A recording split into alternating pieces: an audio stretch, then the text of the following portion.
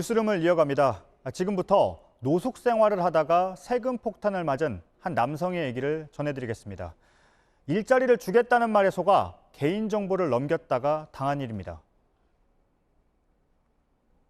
그때 조사관이 이야기했을 때 제 앞으로 등록된 차가 내가 감당할 수 있는 돈이 아니다. 이건 어지간한 정신력 깡으로 버틸 수가 없어요. 자신도 모르게 기업의 임원으로 이름이 올랐고 법인 차량 42대에 대한 세금도 물게 됐습니다.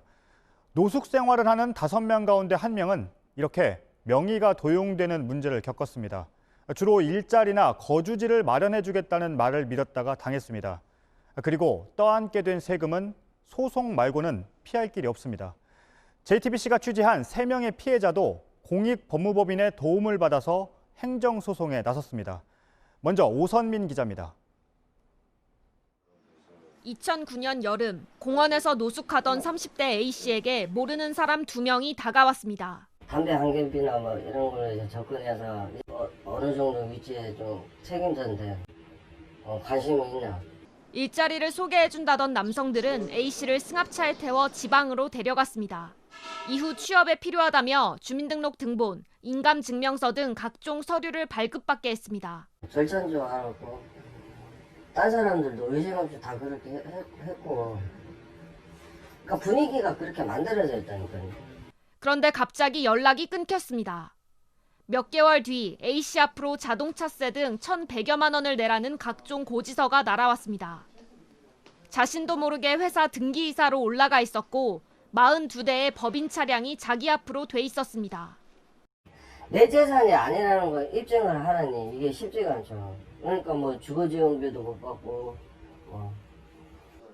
세금 체납으로 검찰 조사까지 받은 A씨는 기초생활수급 신청도 막힌 상태입니다.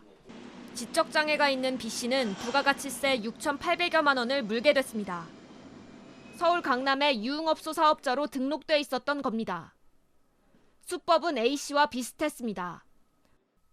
방을 얻어주겠다는 말에 속아 모르는 사람을 따라갔고 주민센터에서 서류를 발급받아 건넸습니다.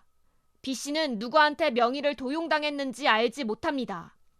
C씨도 돈을 벌게 해주겠다는 말에 속아 신상 관련 서류를 빼앗겼습니다. 의류사업과 행사 대행 사업자로 등록돼 150여만 원의 세금을 떠안았습니다. 그러니까 팔다리가 잘려서 그냥 사는 거나 마찬가지죠. 이거 무슨 그냥 숨만 붙어 있는 거예요. JTBC 오선민입니다. 이 사람들은 지금 거리 생활을 접고 쪽방촌 등에서 지냅니다. 시민사회에선 노숙인이 아닌 홈리스란 용어를 씁니다. 지원 대상이 축소될 걸 우려해서입니다. 저희가 취재한 홈리스들은 떠넘겨진 세금에 발목이 잡혀 있습니다. 이 굴레를 벗어나려면 소송밖엔 방법이 없습니다. 이어서 이도선 기자입니다. A씨는 지난 10일 지자체 세 곳이 자신에게 부과한 세금과 환경부담금을 없던 것으로 돌려달라며 서울행정법원에 소장을 접수했습니다. 수사기관이 A씨에게 범죄 혐의점이 없다고 판단했지만 세무당국에 민원을 낼 수 있는 기간이 이미 지나버렸습니다. 파산이나 회생 절차로도 세금을 없앨 수 없습니다. B씨와 C씨도 같은 이유로 지난해 12월 공익법무법인들 도움을 받아 소송을 냈습니다. 홈리스 대부분은 명의도용 범죄에 노출되지만 법원의 문을 두드린 건 이 세 사람뿐입니다. 상담을 받거나 사실을 입증할 자료를 준비하는 과정에서 대부분 포기해버리기 때문입니다. 피해자 중엔 9억 원 넘는 세금을 떠안게 된 경우도 있습니다. 늘 필요하신 게 뭐 일자리, 돈, 아니면 정말 추운 겨울에는 하룻밤의 숙소, 김밥 한 줄 이런 게 필요하신 거거든요. 근데 그런 것들을 이제 가지고 이렇게 지금 유인을 하고 있는데 진짜 납세 의무자가 아니라고 한다면 이걸 좀 걸러주는 게 필요한데 세무당국은 납세보호담당관 제도나 조세심판 제도를 두고 있지만 홈리스들이 대체로 수사기관에서 조사를 받거나 통장이 압류되고서야 피해 사실을 알게 돼 소용이 없습니다. 내가 대출하고 내가 무슨 차를 뽑아서 내가 팔아먹고 이렇게 했다면 억울하지도 않아도 안 해요. 사는 게 지옥인 거죠. JTBC 이도성입니다.